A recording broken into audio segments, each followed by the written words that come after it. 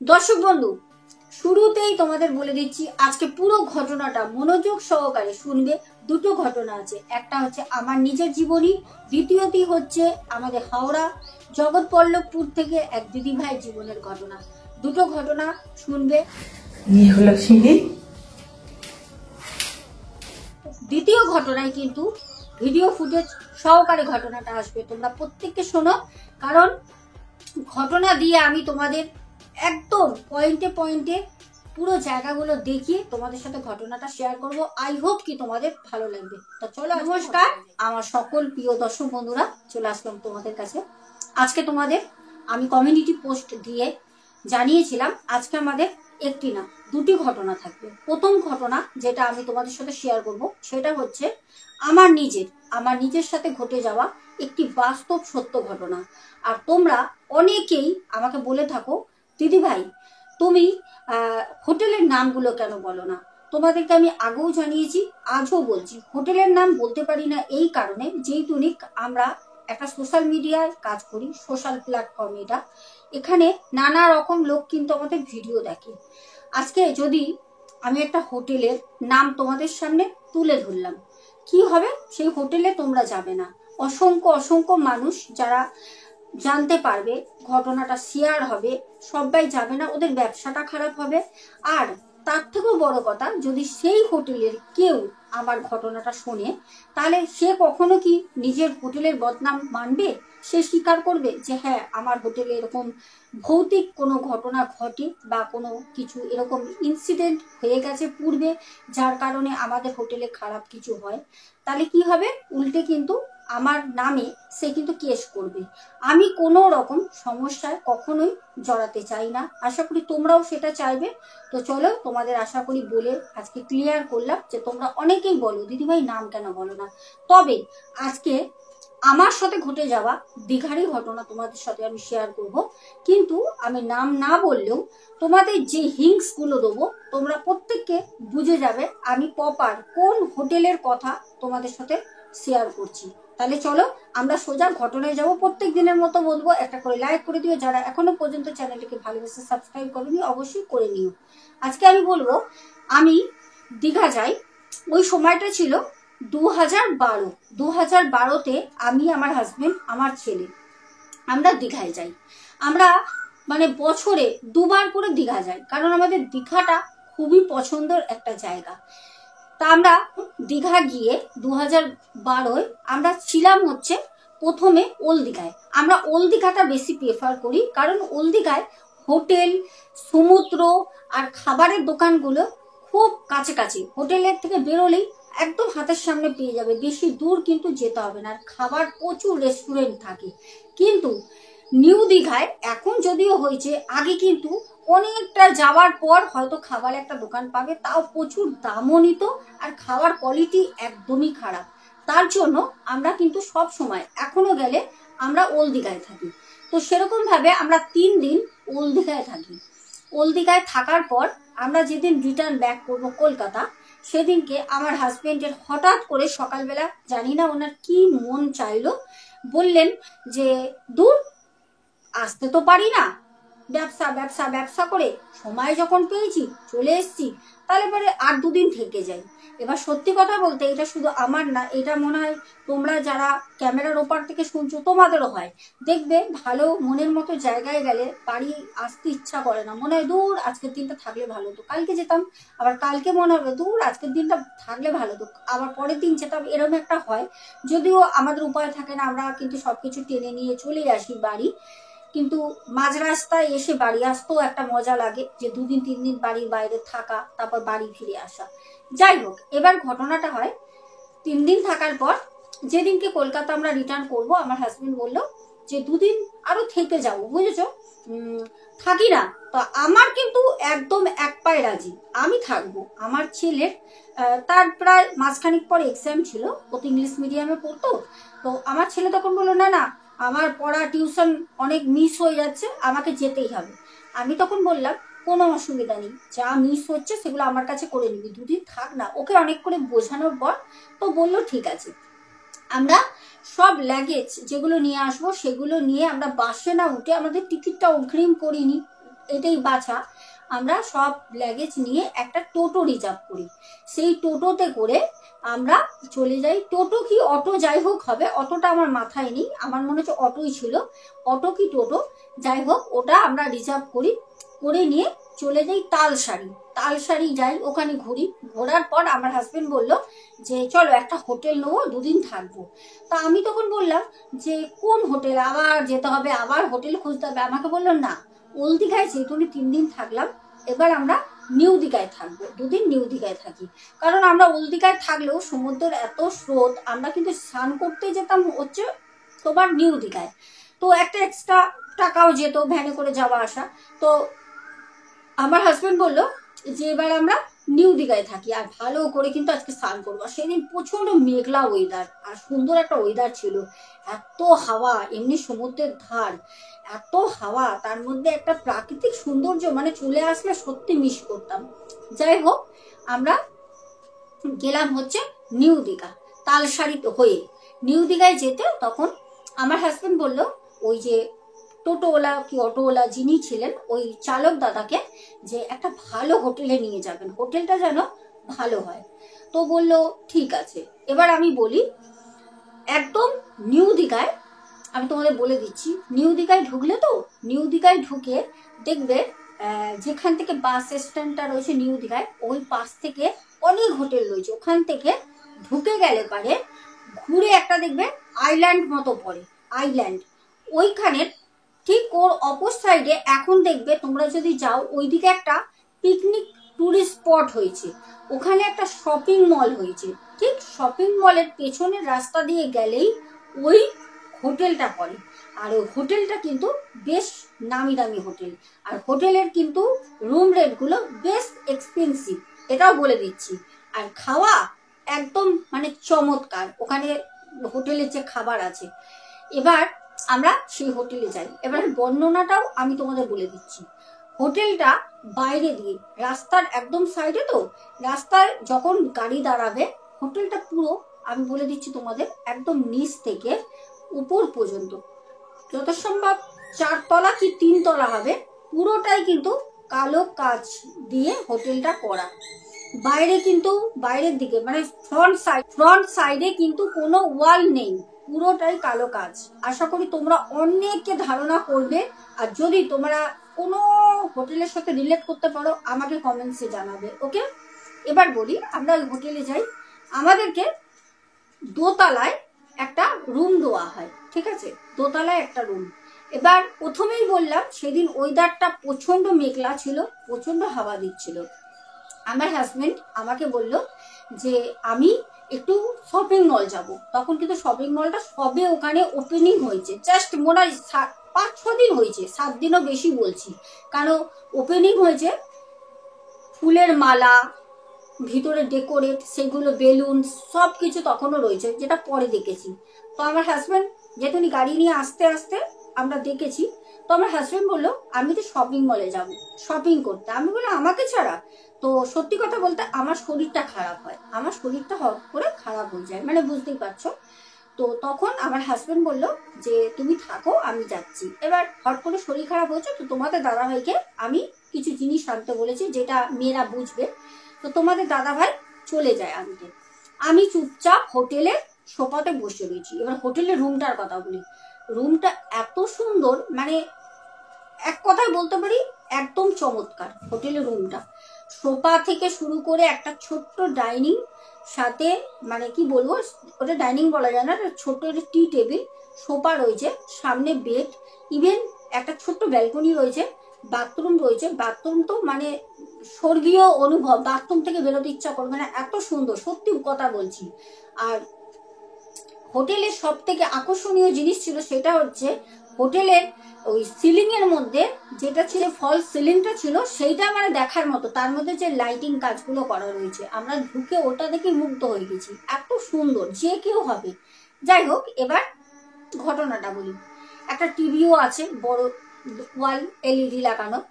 আমরা ওই হোটেলে থাকি, তোমাদের দাদাভাই চলে যায়, আমি সোফায় বসে আছি।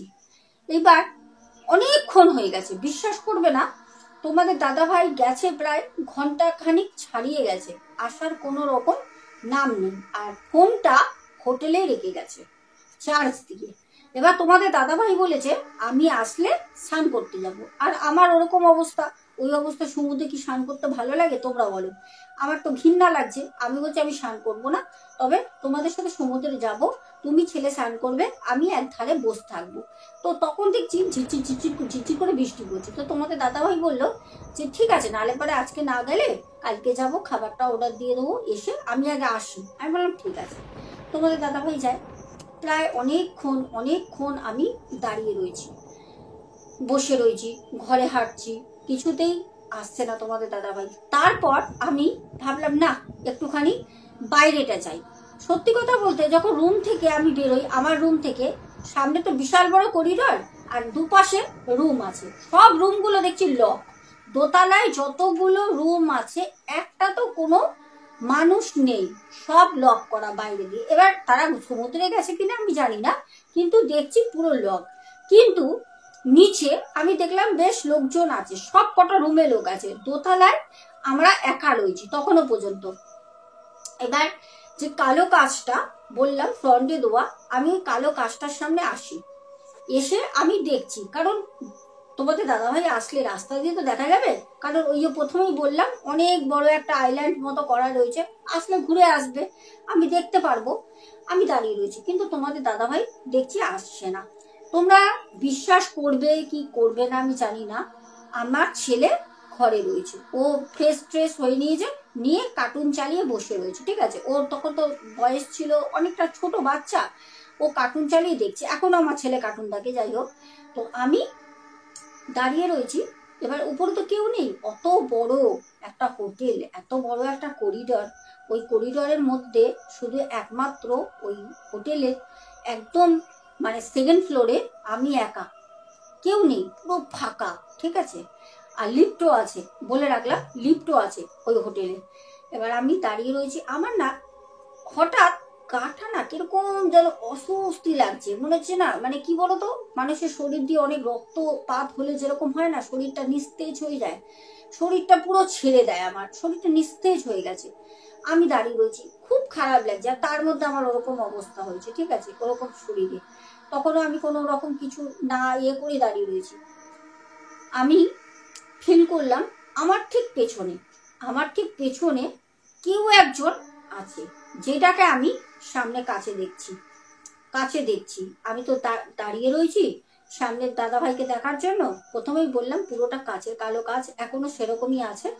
নামটা আমার মুখে একদম সামনে চলে আসছে, বাট নামটা আমি বলতে পারবো না।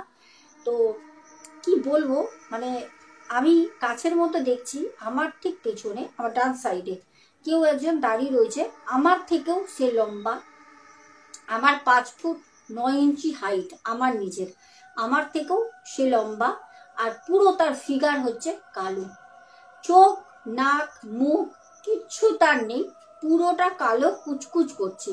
এবার কালো কাচের জন্য কালো লাগছে এটা তোমাদের কোশ্চেন হতে পারে, কিন্তু না, আমিও তো ওখানে দাঁড়িয়ে রয়েছি, আমাকে আমার মতনই দেখছি, হ্যাঁ একটু তো কালো কালো লাগছে যেহেতু কাজটা কালো, বাট ওকে আমি যেটা দেখছি পুরোটাই কালো। এইবার আমি যখন মানে গা ভার হয়ে গেছে, তো ওখান থেকে আমাকে রিটার্ন ঘুরে আমার রুমে যেতে গেলেও মোটামুটি আমার সামনে 4-5টা আরো রুম আমাকে পার করে আমার রুমে যেতে হবে, ঠিক আছে। আমার পুরো শরীর ওখানে ঠান্ডা হয়ে গেছে, কারণ আমি কাছে তো দেখছি কেউ রয়েছে, আর আমি বলি যে রয়েছে তার না এইগুলো চুল নেই, এগুলো পুরো চুল নেই, এই পেছন দিকটা চুল এরকম ভাবে ওটা বুঝেছো, মানে যেরকম মানুষ পুড়ে গেলে হয় না, চুলগুলো দাঁড়িয়ে যায়, অর্ধেক নেই অর্ধেক আছে, পোড়া হয়ে যায়, ঠিক সেম। আর যে দাঁড়িয়েছিল সেও পোড়া, কারণ আমি যখন ওই দাদাভাইকে দেখার জন্য যখন রাস্তা দেখছি, হট করে দেখছি কেউ আমার পিছনে না মাথাটা এরকম করছে, মানে যে আমার ডান সাইডে দাঁড়িয়ে রয়েছে ঠিক আমার কাঁধের পাশ থেকে তার মাথাটা এরকম করে উকি মারছে। আমি জানি না ও নিচে দেখছে না ও আমাকে দেখছে কি আমি জানি না, কিন্তু ও জাস্ট এরকম করছে। আমি শরীর আমার কাঁটা দিয়ে উঠেছে, কি বলবো, আমি সাথে না খুব মনে সাহস করে ঘুরেছি। সেকেন্ডের মধ্যে আমি দেখলাম কালো রং, পুরো রোগা, পুরো মাংস নেই গায়ে, শরীরে পুরো ঝলসে গেছে, যেরকম পোড়া মানুষ পুড়ে গেলে যেরকম তার বডিটা পড়ে থাকে, সেরকম একটা অভয়ব সেকেন্ডের মধ্যে জাস্ট এক পলক আমি দেখলাম ভ্যানিস নেই। আমি যখন ওই দৃশ্য দেখে তাড়াতাড়ি ঘরের দিকে মানে রুমের দিকে আসছি, ওইখানটা পুরা একটা বিচ্ছিরি মাংস পচা দুর্গন্ধ।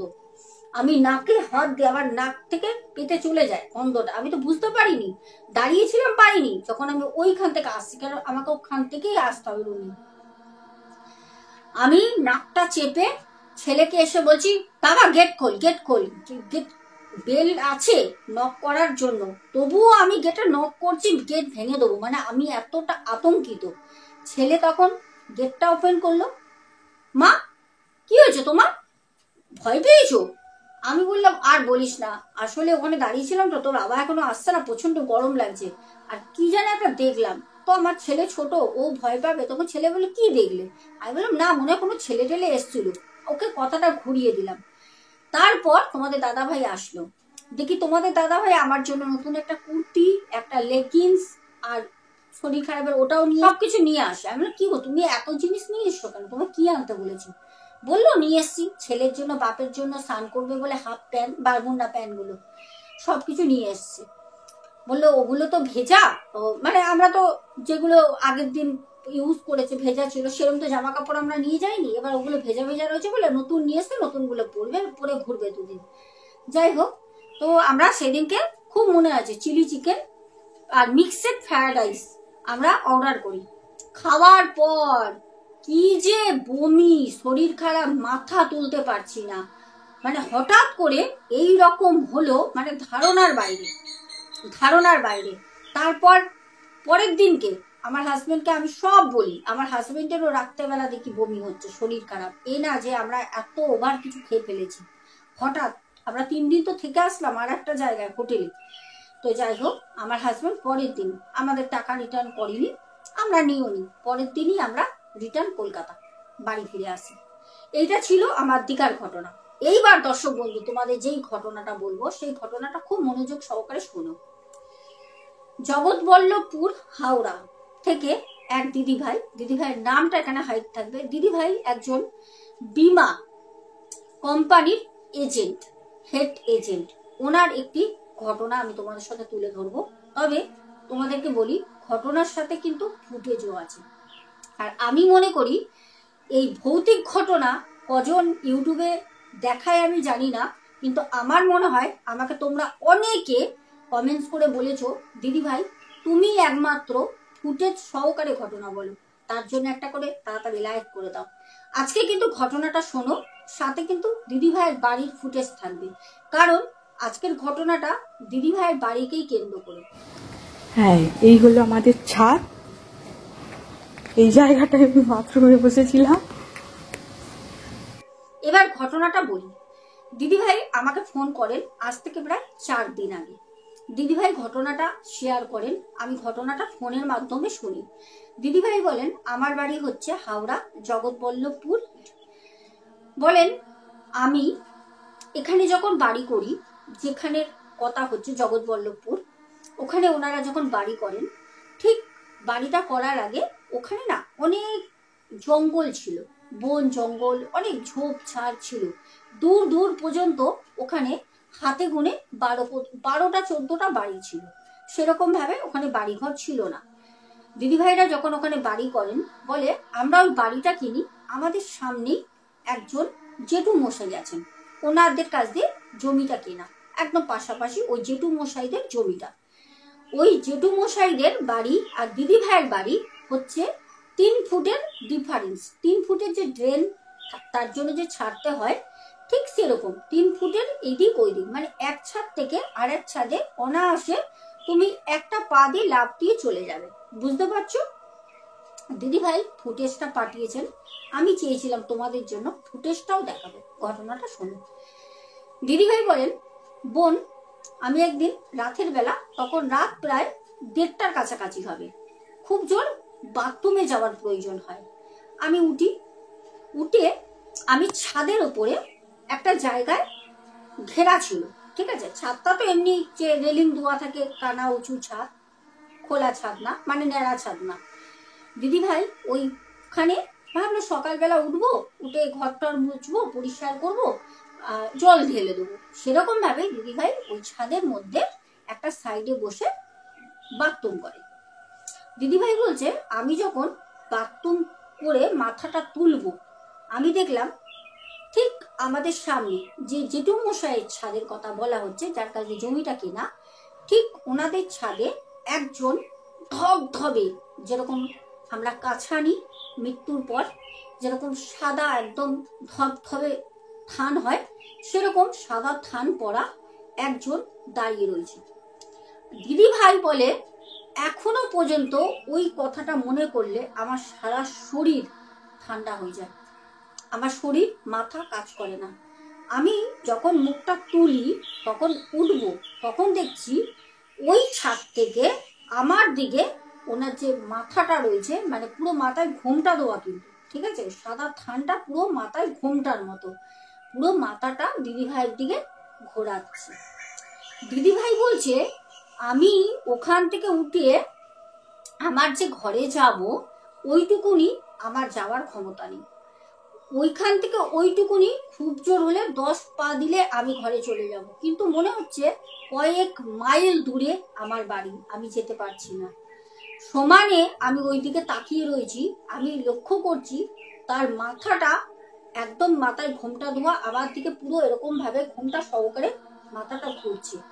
দিদিভাই কোনো রকম সাহস করে ওখান থেকে তাড়াতাড়ি হেঁটে যখন উনি ঘরের দিকে যাবে, সিঁড়ি দিয়ে নামছে, ওই সময় দিদিভাই বলেন সেই যে অভয়ব মাথায় ঘুমটা দেওয়া সাদা থান পরা দিদি ভাইয়ের পেছনে পেছনে সিঁড়ি দিয়ে সেও নামছে।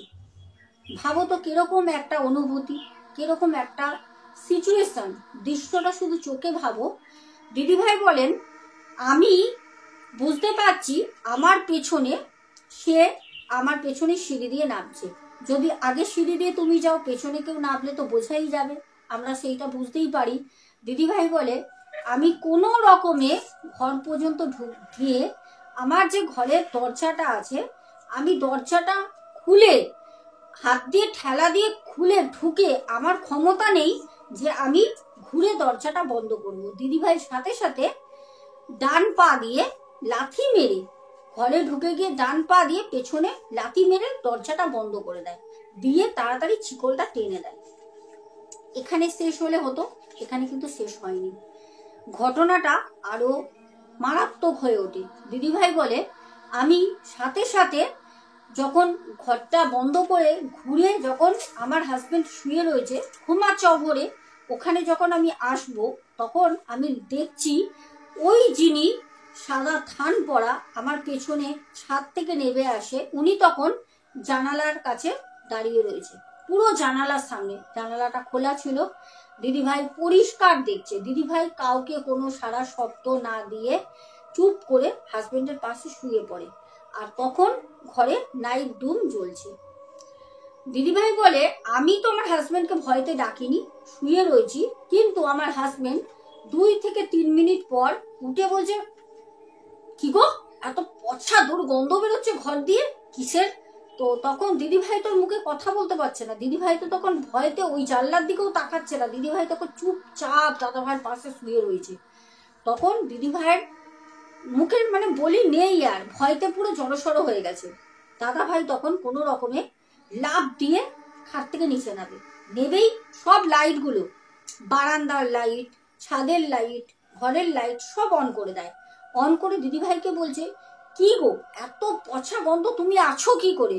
দিদিভাই মুখে কোনো কথা বলছে না। তো দাদাভাই তখন জানলাটা বন্ধ করে দেয়, ভাবলো জানলার দিক থেকে হয়তো কোনো দুর্গন্ধ আসছে। দিদিভাই তখন তাকে জানলায় সে নেই, সে কিন্তু সরে গেছে লাইট জ্বালানোর সাথে সাথে। তারপর দাদাভাই নিচে যায়, নিচে গিয়ে ঠাকুর ঘর আছে দিদিভাইদের বাড়িতে, কালী পুজো হয় দিদিভাইদের বাড়িতে, খুব জাগ্রত মন্দির আছে। সাথে সাথে নিচে গিয়ে ধূপকাঠি নিয়ে আসে, এক গোছা ধূপকাঠি প্যাকেট ধরে নিয়ে এসে ঘরের মধ্যে ধূপকাঠি জ্বালিয়ে দেয়। দিদিভাই বলে আধ ঘন্টা পর পুরো গন্ধটা আস্তে আস্তে স্বাভাবিক হয়ে গেল। এই ঘটনাটা দিদিভাই পরের দিনকে সকালবেলা ছেলে, মেয়ে, দাদা ভাই সবাইকে বলে যে রাতের বেলা আমার সাথে এরকম এরকম হচ্ছে, যেটা সকালে বলেছে, কেন রাতে বলেনি, ভয় পাবে, একটা হই হুল্লোড় হবে, যাই হোক যার জন্য। এইবার দিদিভাই বলে ঠিক 11টার দিকে সকালবেলা, পরের দিন সকালবেলা বলেছে 11টার দিকে দিদিভাই রান্না করছে। বলছে বিশ্বাস করবেন না, ওই যে দুর্গন্ধ, মাংস পচা একটা দুর্গন্ধ, সেইটা তখন ওই ঘর থেকে আবারও বেরোচ্ছে। তখন যেহেতু দিদিভাইয়ের ছেলে হাজবেন্ডকে বলেছে, তো দিদিভাইয়ের ছেলে তখন 12 বছর বয়স, বলছে মা ওই দুর্গন্ধটা আবার বেরোচ্ছে, বাবা তো ধূপ ধরিয়েছিল চলে গেছিল, আমিও ধূপ ধরাই। ও এক মুঠো করে ধূপ নিয়ে এসে ধরিয়ে দেয়। ওই ধূপের গন্ধ দিতে ওই যে পচা দুর্গন্ধ, সেই গন্ধটা দূরে সরে যায়। দিদিভাই বলে এরপরে আমি ওই যাকে দেখেছিলাম সাদা থান পরা অভায়ক, ওনাকে আমি আর দেখিনি কোনোদিনও, এখনো পর্যন্ত না, আর দেখতেও চাই না। আর দিদিভাইয়ের বাড়ির ওখানে পূর্ব দিকে একটা কোণ আছে, পুকুর ঘাট, আমি সেটাও তোমাদের দেখাবো। ওই পুকুর ঘাটের ওইখানে দিদিভাই এখনো পুজো দেয়। পাশের যে জেঠুমশাই আছে তারা ওখানে পুজো টুজো দেয়, খেতে দেয়। কারণ দিদিভাই জানতে পারে পরে পরে বাড়ি করার পর, আগে মানে আজ থেকে বহু বছর আগে যখন ওখানে খুব কম সংখ্যক মানুষ বসবাস করত, তখন কি হতো, তখন এত ডাক্তার, এত ওষুধ এসব তো ছিল না। তখন যে বাড়ির মেয়েদের না চাইতেই হয়তো প্রেগনেন্সি হয়ে গেল, তারা তখন সেই বাচ্চাগুলোকে লোকের চোখ থেকে বাঁচার জন্য ওইখানে নিয়ে গিয়ে পুঁতে দিত। যেটা তোমরা শুনছো, বাস্তব শুনছো। এরকম সত্য অনেক আছে যেগুলো আমাদের কাছে আসে না বলে আমরা জানতে পারি না। দিদিভাই বলে ওখানে অনেক বাচ্চা ওখানে পোতা হয়। দিদিভাই জানায় যে ওইখানে আমি দেখি যে আমাকে ঘিরে অনেক বাচ্চা দাঁড়িয়ে রয়েছে, অনেক বাচ্চা। সেই বাচ্চাগুলো দিদিভাইকে হুকি দিয়ে, মানে একদম মানে কি বলবো, দিদিভাই বলে আমাকে ঝুঁকি দিয়ে সেই বাচ্চা ঘিরে ধরেছে। যেই বাচ্চাগুলো ওখানের বাচ্চাও না, আর সব কটা বাচ্চা একভাবে পুরো কালো কুচকুচে, মানে মাটি মেখে বেরোলে যেরকম হয় ঠিক বাচ্চাগুলো ওরকম। দিদিভাই যখন সব বিষয়টা পরে পরে জানতে পারে, বাড়ি করার পরে পরে এগুলো ঘটে, তারপর থাকতে থাকতে সবকিছু শাশুড়ি মায়ের কাছ থেকে, পাশে আসের জেঠিমা, কাকিমা যারা থাকে পাড়ায়, তারা যখন জানায়, তখন দিদিভাই এগুলো জানতে পারে। দিদিভাইদের ওখানে এখন পুজোর ফুল, পাশাপাশি বাড়ির, তারপরে নানা রকম পুজোর জিনিসপত্র, ওইখানটা, ওই যে পুকুর ধারে যেখানে দেখাবো ওইখানটা সবকিছু ফেলে। এবার তোমরা ফুটেজটা দেখো। হ্যাঁ, এই হলো আমাদের ছাদ। এই জায়গাটায় আমি বাথরুমে বসেছিলাম।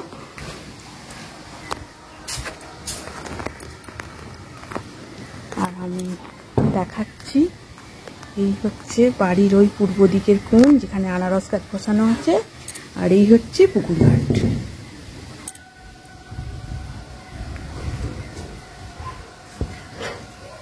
এই হলো সিঁড়ি।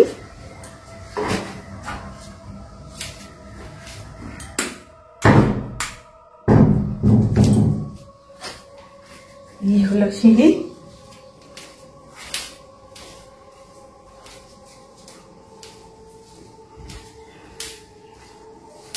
এই হলো আমাদের দক্ষিণ দিকের দরজা, আর এই হলো দক্ষিণ দিকের জানলা। এই জানলা আর এই দরজা। তো দর্শক বন্ধু, তোমরা ফুটেজটা দেখলে।